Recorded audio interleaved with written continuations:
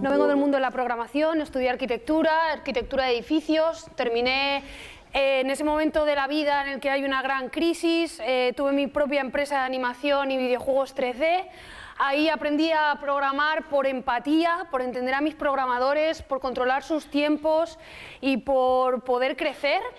Eso me llevó un poco a todo el mundo de los datos y sorprendentemente, y aunque parezca como una cosa tal, yo lo veo muy lineal, al final me sumergí en todo este mundo del machine learning y de la inteligencia artificial porque vi que era la forma o la manera de darle estructura a esos datos. Entonces volví a cerrar ese círculo en el que, Dios mío, había estudiado arquitectura, me gustaban las tripas de las cosas y entonces de repente me di cuenta de que estaba haciendo las tripas, pero en otro campo. Hoy os voy a contar un poco cómo funciona TensorFlow, que básicamente ha sido el core de búsqueda de Google en estos últimos años y que habla de las arquitecturas de redes neuronales, ¿vale? La parte sobre todo que han liberado y que ahora está en open source. Luego voy a contar, yo he hecho una serie de proyectos este año utilizando TensorFlow. El año pasado gané un concurso para la NASA haciendo una red neuronal que predecía el impacto de asteroides.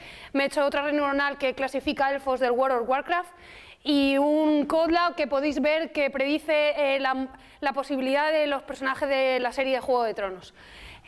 Hoy no voy a contar esos proyectos, os voy a meter dentro de lo que es el ciclo de otro proyecto que estoy utilizando con Tensor. A mí me gusta que me interrumpáis, que me preguntéis algo cuando porque estoy hablando muy rápido, porque no se ha podido nadie enterar bien o lo que sea, ¿vale? Tengo un GitHub, o sea, tengo un Twitter, soy Gema, me encanta Twitter, me encanta hablar con la gente. También tengo un GitHub, por favor, pull request, todo tipo de código, lo que necesitéis, escribirme, ¿vale? O sea, me encanta compartir y que podamos construir esto juntos. El campo del machine learning y la inteligencia artificial es vastísimo y hay como subcampos dentro de ello, ¿vale? Hoy vamos a ver uno que es Deep Reinforcement Learning, que básicamente es juntar dos modelos de pensamiento o dos modelos que construyen esa inteligencia artificial, ¿vale? Está basado en el Reinforced Learning, que el Reinforced Learning es aprendizaje a través de recompensas. Tú haces bien, yo te doy un caramelo. Lo sigues haciendo bien, te sigo dando un caramelo. Lo haces mal, no recibes recompensa. Eso es una manera que tiene la máquina de aprender, de tal manera que cuando ejecuta un proceso y obtiene recompensa, obtiene ese refuerzo positivo, ¿no? En plan, eso también lo hacemos, también aprendemos los humanos a través de refuerzo, ¿no? Esto me ha salido bien, tengo un resultado, obviando todo lo del gender bias, está claro, pero es una manera de aprendizaje, ¿no? El Deep Reinforced Learning es otra estructura, ¿vale? Y otro modelo que ahora entraré en él. La tecnología está haciendo el esfuerzo por resolver el problema de la inteligencia. Y TensorFlow lo que hace, y la propuesta de valor de este framework con respecto a otros, es que puede combinar estas dos cosas, ¿vale? El aprendizaje por refuerzo y lo que es el sistema de redes neuronales. Pero vale, todo esto de las neuronas, cómo emulamos una neurona, ¿qué es esto de una neurona, no? Pues al final los científicos de datos trabajamos con datos, que tenemos un input, ¿vale? A ese input le asociamos un peso, le damos un weight. Ese weight, que es esos datos con peso, le vamos a dar dos funciones. Una función de transferencia y lo que llamamos una función de activación. Y eso nos da un output. Vale, explicado para una abuela. ¿Qué es una neurona artificial? Pues son dos funciones, a partir de las cuales le vamos pasando esos datos, ¿vale? Esos datos los iremos transformando esos datos, iremos como dándoles como vueltas. Pero al final sí que conviene tener esto claro, ¿no? TensorFlow al final es un framework que lo que hace es basarse en todo esto de las neuronas y las redes neuronales. A mí lo que me gusta de este framework con respecto a otros es que está muy bien pensado para imágenes y lenguaje, ¿vale? Y que puedes usarlo como los modelos, puedes usarlo para una cosa y para otra. Entonces me parece que está bien. Me parece que es flexible, me parece que puede trabajar en lo que son las GPUs, que son las unidades de hardware de visión, pero también en las CPUs, y eso está bien porque puedes como controlar la potencia de la red neuronal. Viene con muchas herramientas para que puedas cacharrear, romper la red, cortarla por algún lado, que no te está funcionando, ¿no? Eso está bien y me parece una propuesta de valor con respecto a lo mejor Teano o Café, que era una black box, que tú lo metías y a ver qué salía, ¿no? Ahora, pues sí, la gente ve que dentro de esa caja pues puedes cómo hacerlo. Pero lo que más me gusta es cuando llega mi abuela y me dice, ¿a qué te dedicas? ¿Y qué es esto de las redes neuronales? ¿Y qué es esto del deep learning? Pues yo siempre digo a mis padres, a mi abuela, deep learning es como un pastel. Es un proceso multicapa en el que tú tienes un input, acordaos antes era un vector, ahora tenemos una foto de gatitos, y eso va pasando a través de capas y se va procesando la información, ¿vale? Lo que llamamos esas neuronas, esas funciones. Y al final tenemos un output. ¿Es esto un gatito? Pues esto se va procesando por todas esas neuronas y al final sí es un gatito. ¿Por qué os pongo esto? Para que entendáis que, o sea, para que se vea que los datos de entrada pueden ser un valor de x, desde x sub 1 hasta x sub n, o puede ser la imagen de un gatito que lo que hace es, se descompone en un plano de píxeles que tiene como un valor y que eso también es un modelo de datos. No sé si me he explicado bien con esto, si se entiende bien, por favor. A mí me costó, ¿eh? O sea, a mí me costó bastante y fue una cosa de, pero ¿cómo que es esto que mete una foto aquí y tal, no sé qué? No, eso, la foto del gatito es un píxel, es un 255, ¿sabes? Es una imagen, ¿no? Entonces, acordaros siempre, en plan, el pastel, ¿vale? Cuando digan, ah, sí, esto es como un pastel, esto es un proceso multicapa y lo que hay que saber es un poco cómo hacemos ese pastel, qué hay en la primera capa, ¿vale? ¿Cómo vamos en una red neuronal de lo más general a lo más particular? Vale, pero ¿para qué? O sea, ¿qué puedo hacer yo con esto, no? A mí, yo llevo cacharreando toda la vida haciendo cosas y si a mí me dan una herramienta y no puedo ver qué puedo solucionar, qué problema puedo solucionar, pues la cosa se me queda un poco ahí que no sé qué hacer, ¿no? Entonces podemos hacer un montón de cosas, podemos cambiar el mundo con TensorFlow, podemos clasificar cosas que tenemos, podemos entender. Ahora explicaré cómo estos conceptos los he ido como un poco aplicando, pero también está utilizado para crear, ¿vale? Hay modelos de redes que son las redes generativas, que lo que hacen es combinar dos cosas conocidas y generar otra nueva, ¿vale? Entonces ya una máquina puede empezar a creer, ¿no? Entonces ese dilema filosófico de Sócrates y Platón, de qué es la conciencia humana, por qué el creacionismo y todo eso, eso ya, o sea, si Platón y Aristóteles estuvieran aquí con nosotros, que a lo mejor, pues oye, esa filosofía sigue ahí, todo ese creacionismo, las máquinas ya lo han conseguido, ¿vale? Entonces tenemos que ser conscientes de ello. Y luego pues podemos utilizar para predecir cosas, siempre y cuando tengamos un modelo coherente que hayamos modelado para predecir con esos datos y modelando esos datos, ¿vale?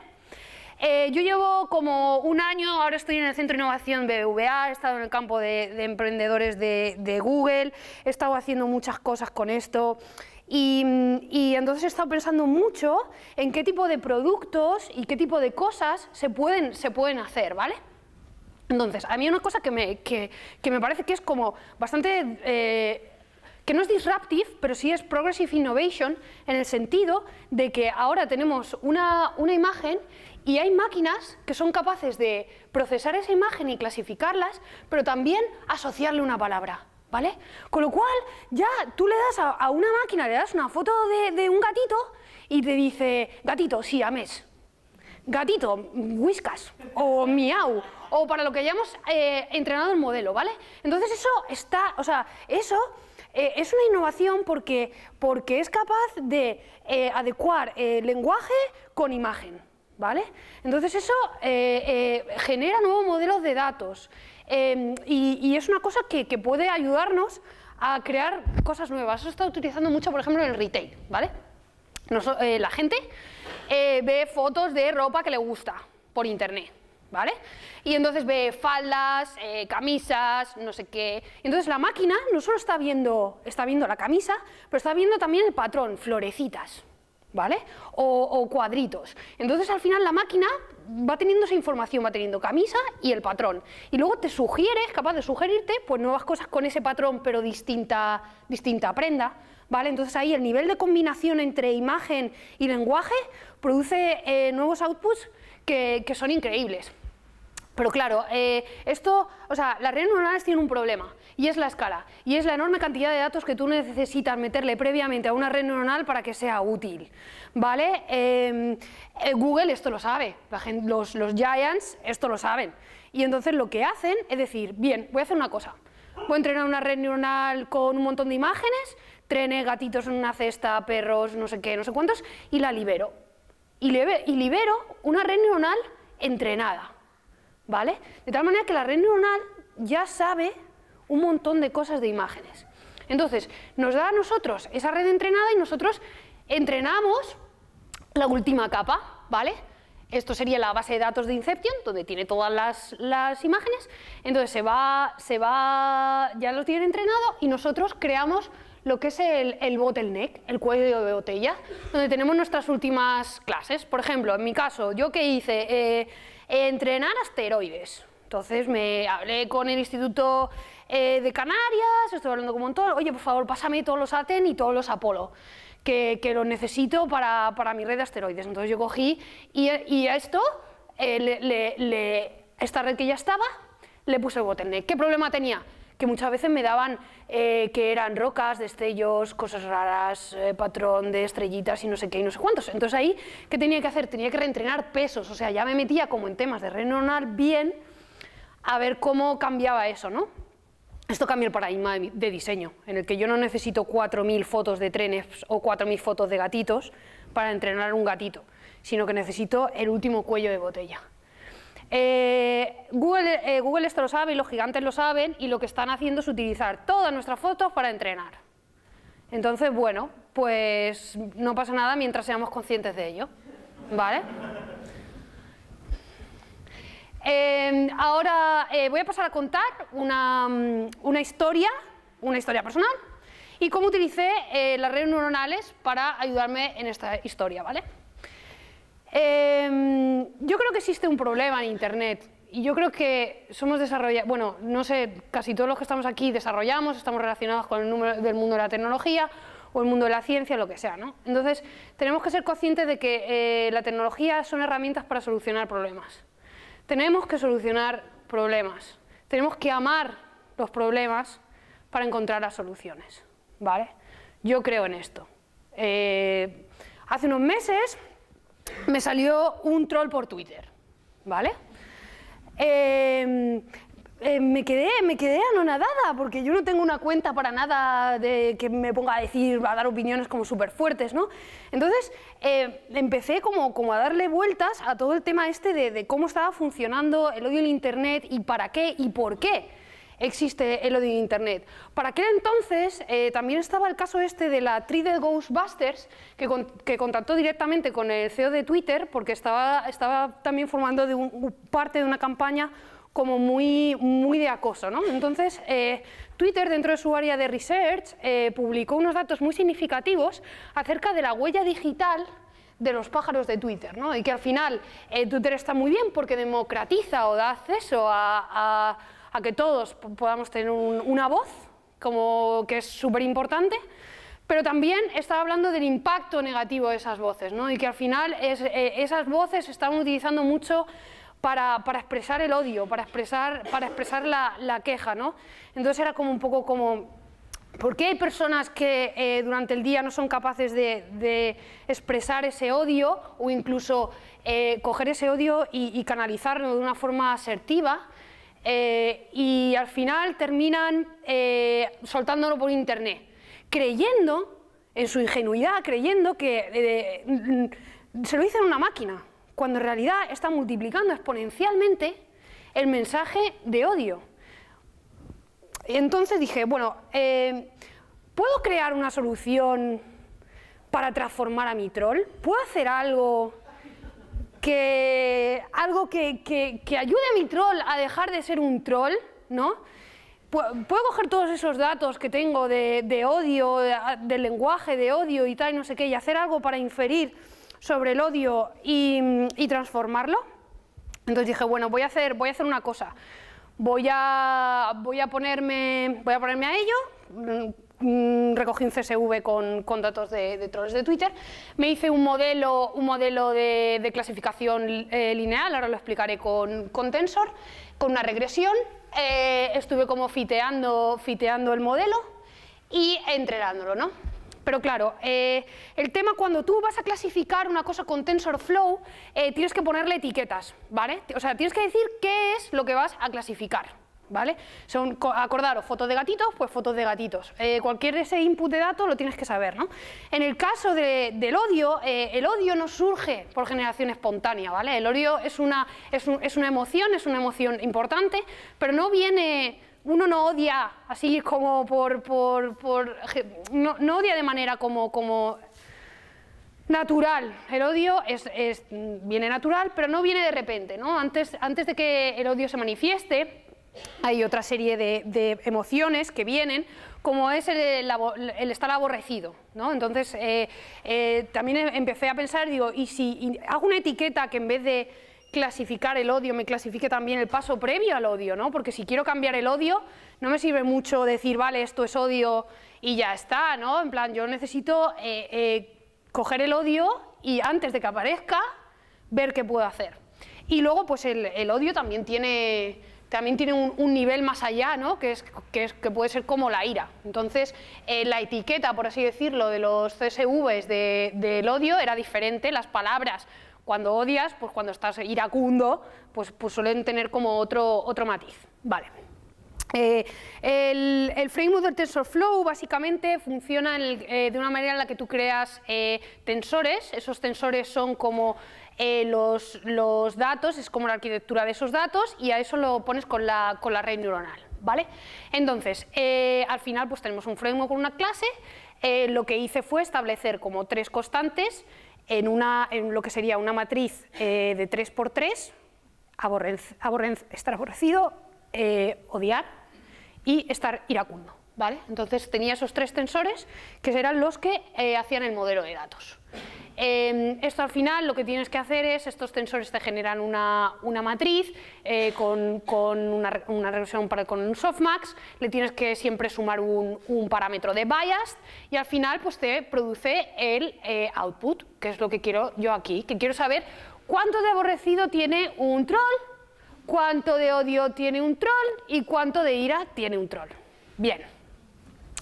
Vale, hay una cosa que me encanta de TensorFlow, que me encanta y que creo que está muy bien pensado, porque salva el tiempo al developer. Y todo lo que piense en el developer y piense en la persona que está desarrollando es calidad, ¿no? Aquí TensorFlow lo que me gusta es que el modelo es independiente de los datos, ¿vale? Entonces yo creo una arquitectura de un modelo de 3×3 o de tal, o una imagen de 28 píxeles por 28 píxeles, y eso es una cosa, y luego los datos son otra cosa. Con lo cual, si yo encuentro datos que estructuralmente tengan ese nivel de que funcionen como los modelos, puedo utilizar modelos para los datos. ¿Me he explicado? Es decir, si yo tengo una foto de gatitos de 28×28, pero también tengo fotos de perros de 28×28 píxeles, puedo entrenarme una red neuronal de perros y una red neuronal de gatos. Es decir, esto lo puedo usar para el odio, para la alegría, para todas las emociones en las que yo ponga esa estructura. Ahora hablaremos de eso. Pero lo bueno, ¿por qué os he contado esto? Porque cuando yo me voy a crear las variables y las bias, soy capaz de poner esa estructura de datos, ¿vale? Aquí tengo el 3, que de las 3 clases que tengo, los 0 me lo he creado por el 3×3, ¿vale? Pues aquí es de lo que se ha hablado, el 3-dimensional tensor for having the points, para tener como esa información, ¿vale? Entender que weights, biased and x, de lo que hemos visto antes, son el modelo, y el modelo es independiente de los datos. Es decir, esto es el modelo y al final voy a tener el resultado, ¿vale? Y luego, al final, pues lo que hago, o sea, lo bueno también de que a lo mejor yo había estado viendo otras cosas de lasaña y tal, que era como más complicado y más abstracto, pues modelar un modelo de red.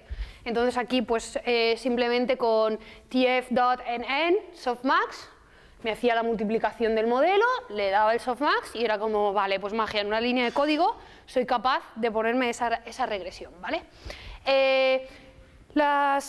Hay modelos de redes que son convolucionales, recursivos. No voy a entrar ahora en explicar como todos esos modelos de redes, pero sí es importante comentaros que los convolucionales, por ejemplo, se pueden usar para varias cosas, pero se suelen usar más para imágenes, ¿vale?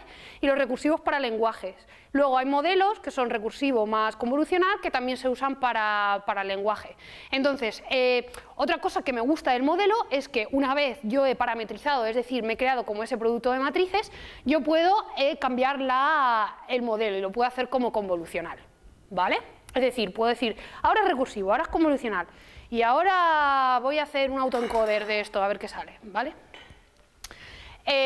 Luego esto vamos a ver, esto no es una caja negra mágica en la que tú le metas un input, le saques un output y ya esté. Esto luego hay que darle un poco de amor, ¿vale? Y hay que estar viendo cuáles son los errores, cómo va a funcionar todo esto. La entropía al final, pues ¿qué hace? Pues combina, la entropía combina y saca lo mejor, ¿no? Entonces, la cross entropy en este caso sí que es esa función que nos ayuda a mejorar, ¿vale? Entonces yo tengo el modelo, pero luego ese modelo, cuando tengo el output, tengo que mejorarlo. ¿Con qué? También con optimizadores. En la documentación, la documentación de TensorFlow, antes, hace un año cuando lo sacaron, era una cosa que habían hecho con amor, pero que costaba un poco ver. Ahora que han puesto la versión 1.0, tiene una parte de optimizadores muy buena. Muy buena es que te redirige incluso a papers que se explican qué hace cada optimizador, ¿vale? Porque, a ver, aquí hay un tema de que tú haces una red neuronal y la entrenas y te da una accuracy del 0,93 y el 0,93 no vale. Tiene que ser un 0,9998, ¿vale? Entonces hay una segunda parte en la que tú creas un modelo que es optimizarlo. Y tienes que probar diferentes optimizadores, tienes que cambiar el learning rate, tienes que ahí como que el número de hidden layers, ¿vale? Tienes que modelar esa parte. Y eso a mí, por lo menos, me lleva más tiempo que crear el modelo, ¿vale? Entonces, si queréis probarlo y tal, no os desesperéis porque esa segunda parte también tiene como su cosa, ¿vale?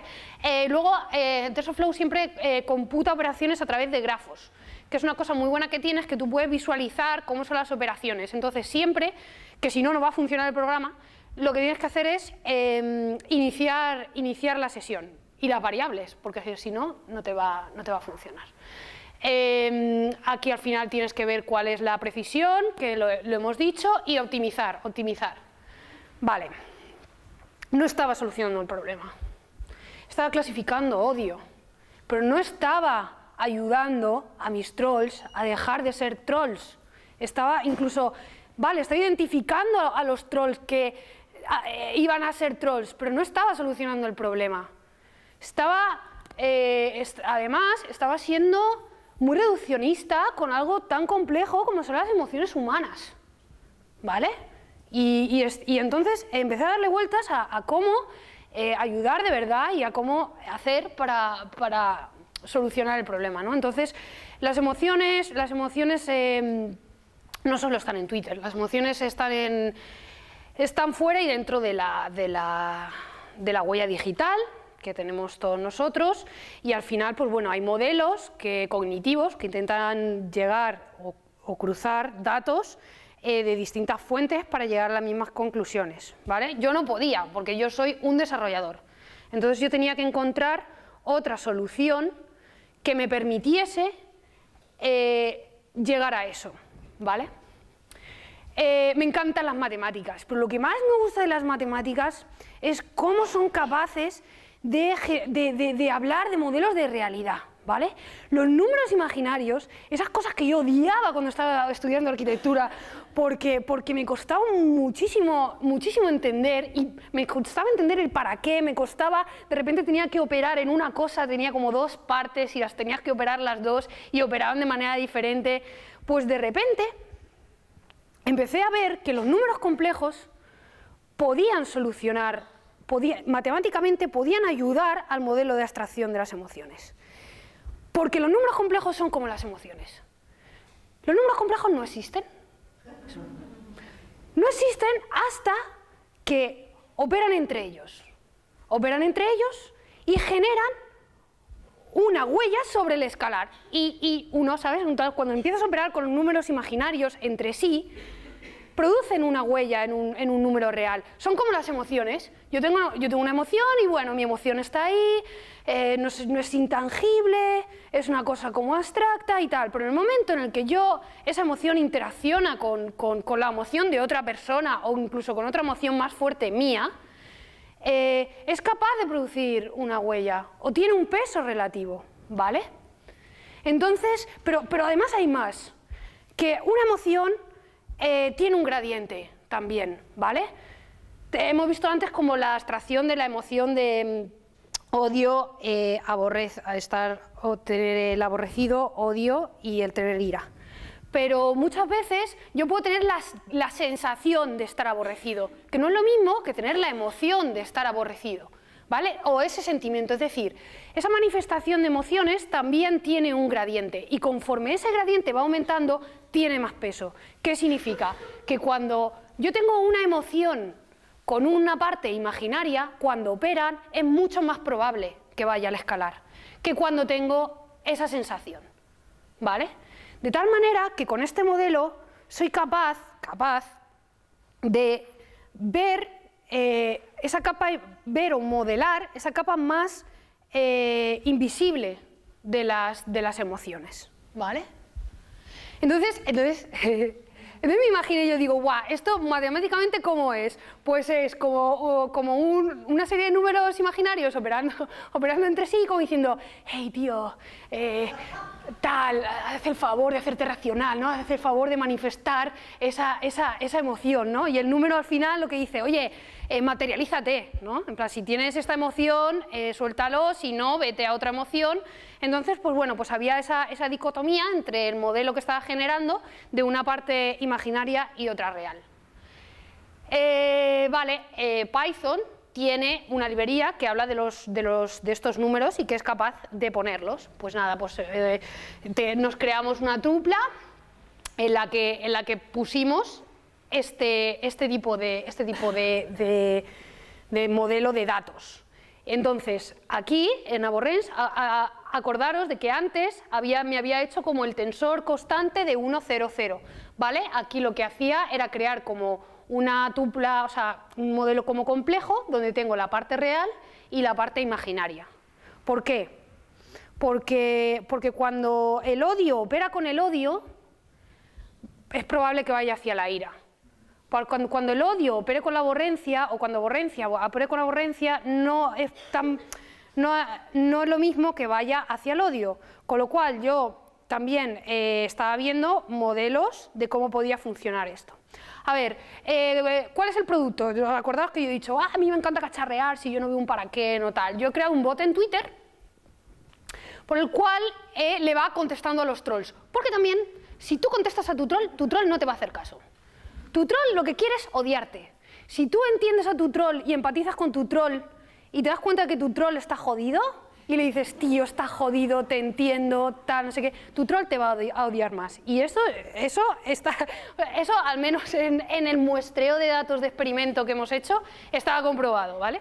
Con lo cual necesitaba algo más asertivo, ¿sabes? Una tercera cuenta, un tercer ente que fuese capaz de inferir a ese troll. Esto lo estoy probando, no digo la cuenta del bot, al menos de momento, porque también estoy hablando con fundaciones de anti-bullying para ver cómo se puede poner esto, porque a mí me pueden trolear, pero hay chavales de 13, 14 años que no pueden haces una red neuronal y una inyección SQL para ver lo que está pasando, ¿vale? Entonces estoy hablando con fundaciones de anti-bullying para ver cómo puedo coger este producto y ayudar a adolescentes que, ¿sabes?, en los que esa definición del yo en estas etapas pues es un verdadero problema, joder, porque es un verdadero problema para ellos, ¿no?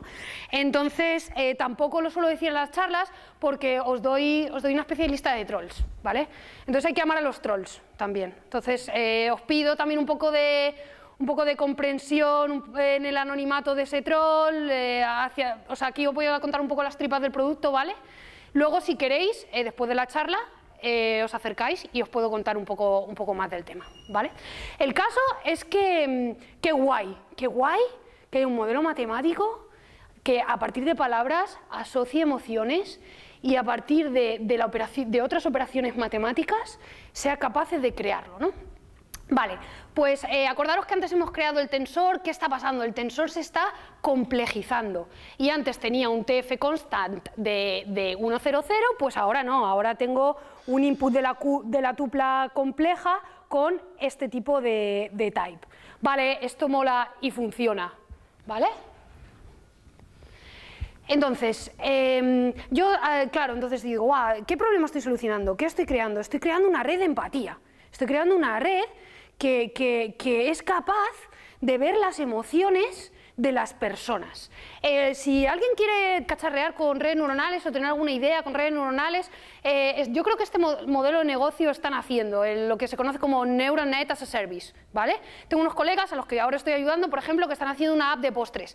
Entonces estoy ayudándoles a clasificar fotos de tartas de manzanas y postres guays para luego recomendarlo, ¿no? Entonces, por eso os digo que yo estoy haciendo emociones, pero también estoy haciendo imágenes. Os animo a que si también tenéis alguna idea de algo que pueda clasificar una red, me lo podéis comentar también. Oye, Gemma, ¿cómo lo ves? Tal, no sé qué. Y digo, pues eso para móvil, mola y tal, no sé qué. Entonces, os animo a pensar en esa red neuronal como servicio, ¿vale? De hecho, nosotros, Google está entrenando cosas con nuestras fotos, con lo cual nosotros ya somos una especie de pequeña red neuronal de nuestro teléfono, ya tiene como unas pequeñas imágenes que están siendo entrenadas, ¿no? Entonces ya tenemos como redes neuronales para nosotros mismos.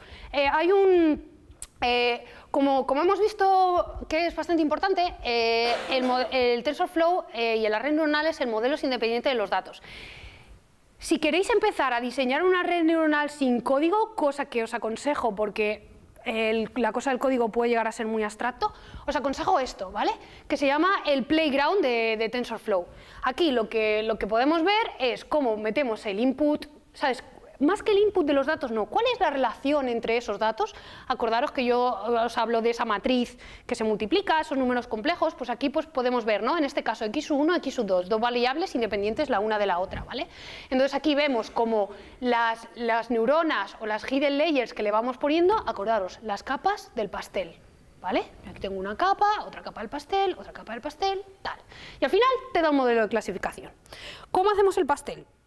De lo general a lo particular. Si voy a entrenar una red neuronal de fotos de gatitos, la primera capa tiene fotos de todos los cuerpos del gatito. La segunda capa a lo mejor tiene fotos del gatito sin cola y ya al final termino con la cara. La última capa a lo mejor tiene la cara del gatito. O la última capa a lo mejor es la textura del pelo del gatito, ¿vale? De tal manera que la red neuronal aprende lo que es un gatito a muchos niveles, ¿vale? Creamos un ojo que es capaz de ver de esto es un gatito, esto también es un gatito, esto también es un gatito, hasta que se hace un zoom extremo, ¿vale? ¿Esto se entiende? Porque yo así en la primera capa, por ejemplo, en la primera capa, ¿qué pasa? Que le doy la foto de un gatito, pero le doy la foto de un tigre pequeño y me dice esto es un gatito. No, esto no es un gatito, es un tigre pequeño, ¿vale? Entonces si voy entrenando esas capas del pastel, de lo general a lo particular, al final me sabe distinguir entre el gatito y el tigre por el morro. Esto es como se define una red neuronal tangencial que yo empecé a usar para el tema de los trolls. Para que os hagáis una idea, mi input era el odio, la frase de odio, y mi output es otra frase de mi bot para intentar o para hacer más asertivo el mensaje de odio, ¿vale? Entonces, al final, las funciones de activación son funciones matemáticas que te dibujan cosas. Y yo aquí ha sido como diseño puro y duro. Yo digo, vamos a ver, ¿qué quiero? ¿Que el odio del troll esté aquí y vaya hacia aquí? Pues pongo una sinusoidal. ¿Qué quiero? ¿Que esté abajo y vaya arriba? Pongo una tangencial. O sea, lo más visual de las mates que yo llego a entender. Por eso, para mí está siendo un proceso muy de descubrir y de probar, ¿vale? En el mundo académico, por ejemplo, esto pues a lo mejor no, yo como soy más diseñadora de producto y developer, pues pruebo cosas para ver y luego testeo la accuracy. Entonces, si tuviese que decir 4 cosas en código de cómo haces una red neuronal, en código, ya hemos visto antes cómo el diseño, tendrías que ver cómo funcionan esas hidden layers, es decir, las capas del pastel y el número de layers, o sea, estas son las layers, que son 3, y estos son el número de cells que tiene cada layer, ¿vale? La función de activación, en este caso es tangencial, trigonométrica, puede ser la sigmoid, puede ser un montón. Y luego, cómo es el modelo de aprendizaje y de optimización, ¿vale? Entonces, 4 cosas, en plan, las capas del pastel, la función y todo el tema de la optimización y el learning rate. Pero, claro, esto también se cogía un poco, estaba cogido un poco con pinzas. O sea, yo a mí es que cada vez que hago algo lo someto a crítica y digo, vale, esto no me vale. Entonces estaba haciendo un modelo y ahora era capaz, era mejor, porque era capaz de identificar el problema, ¿no? Que era los trolls, era capaz de contestar a los trolls. Pero ese no, o sea, el odio al final, tú no puedes estar tirando balazos para solucionar un problema, pero al final hay un problema, es un problema gordo, o sea, no es una cosa, o sea, no es un bot que pueda solucionar un problema así, ¿no? Necesitamos cerebros artificiales, ¿vale? Que empiecen a solucionar problemas. Y nosotros, eso que dice que la inteligencia artificial va a acabar con... Eso es una mentira. Lo que va a pasar es que va a transformar nuestros trabajos. Y va a ser mejor porque nosotros vamos a abstraernos más y vamos a tener que pensar más en cómo resolver problemas y nuestros modelos de trabajo y para resolver problemas van a cambiar, pero no significa que se vayan a acabar los trabajos. Y ya pues los grandes ya están haciendo modelos de cerebro desde hace muchísimo tiempo y esto no es una cosa nueva, ¿vale? Lo que pasa es que ahora mismo hay framework y hay una cantidad de datos ingente que nos permite solo hacerlo, ¿vale? Yo quiero transformar el cuervo en palomitas.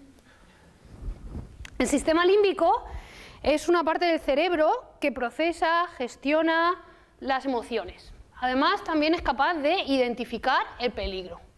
De repente me había dado cuenta de que había hecho una red neuronal que era capaz de detectar el odio. Había sido capaz de detectar un peligro emocional a través de Internet. También estaba haciendo una red neuronal que era capaz de gestionar, o sea, de empatizar o de entender esas emociones y responder a ellas, ¿no? Y entonces dije, ¡buah! Hay una parte del cerebro que hace esto. Buah, pero claro, pero es complejo, o sea, es muy complejo y la neurociencia es un campo, es otro campo, ¿no? En plan, que sí, que es tangencial a la inteligencia artificial, pero al final, pues también es diferente. Entonces empecé a ver cómo funcionaba ese cerebro y si podía crear una estructura que se pareciese al sistema límbico. Entonces, un sistema límbico tiene 4 capas, una que es el tálamo, el córtex sensorial, el córtex orbitofrontal y la amígdala, ¿vale? ¿Qué pasa? Que hay varios tipos de inputs sensoriales que nosotros tenemos para crear las emociones. Es decir, nosotros gestionamos emociones con el lenguaje, pero también a través de imágenes. Nosotros vemos algo y somos capaces de sentir algo, ¿vale? Y el ser humano es bastante visual. Entonces, lo que pasa es que yo tengo el sensory input, ¿vale? Que es como esa imagen, y esa imagen va pasando a través de las capas, cuando llega al córtex se corta y pasa a la amígdala para ver si hay peligro, pero también tengo la respuesta, lo emocional a través del lenguaje, es decir, todo el tema que me había hecho matemático y matemático de las emociones, con lo cual me di cuenta de que al final tú tienes imágenes y tienes palabras. Esas imágenes y palabras se meten en una caja que no dejaba de ser tal, y tenía una respuesta que iba desde la asertividad hasta la compasión. Entonces, ese bot no solo responde con palabras y con tal, también imágenes, ¿vale? Imágenes relajantes, imágenes de texturas, a veces cosas raras, bueno, pero hay que entender que según el sistema límbico, ese output de emociones no solo son palabras, ¿no? Entonces, pues bueno, ahí sigo. Ahora mismo, bueno, tengo un GitHub, que es el GitHub es Soy Gema, ¿vale? Que en el que estoy poniendo como cosas. Si no, también podéis escribirme por Twitter. Ahora mismo pues estoy hablando con la fundación esta de Champions, o sea, de los del ciberbullying, y estoy recogiendo más datos. Porque ahora mismo mi bot es un poco, es tonto, ¿no? Si tienes 100 respuestas a 3 emociones tan complejas como ese aborrecimiento, ese odio y esa ira, pues no, ¿sabes? Cuesta solucionar el problema, ¿no? Entonces, pues bueno, pues estoy recogiendo bastantes datos, tanto a nivel de imágenes como a nivel de palabras, ¿vale? Si conocéis a alguien, sobre todo en edades entre 13 y 16, que haya tenido este problema, también de manera anónima, totalmente, con NDAs y con todo lo que se tenga que firmar, ¿vale? También estoy recogiendo ese tipo de datos, porque necesito ejemplos de casos que hayan tenido ese problema, ¿vale? Para hacerlo por solucionarlo. Entonces, claro, en plan, esto es un proceso, os explica un poco cómo lo estoy haciendo, pero mientras tanto, si tenéis la suerte o la desgracia de encontraros a un troll en internet, perdonadle, ¿vale? Porque muchas veces está proyectando cosas personales sobre vosotros, ¿vale? Y muchas veces no sois vosotros, sino que es una proyección sobre una frustración, sobre un deseo, o sobre algo que no le gusta, ¿no? En plan de eso, ¿no? Pero también mantener la calma. O sea, no creo que haya que darle la espalda al odio y decir esto no está pasando, ¿no? Lo que hay que hacer es mantener la calma y en esos momentos alejarse del teléfono. Porque ya nuestros dispositivos empiezan a saber cuándo nos alejamos. De alguna manera o de otra, ya los dispositivos lo saben, ¿vale? Porque al final el odio llama al odio, la espiral de las emociones negativas, ¿no? Y este agua de datos va a seguir fluyendo, ¿no? Especialmente con las funciones de activación trigonométricas. Muchas gracias.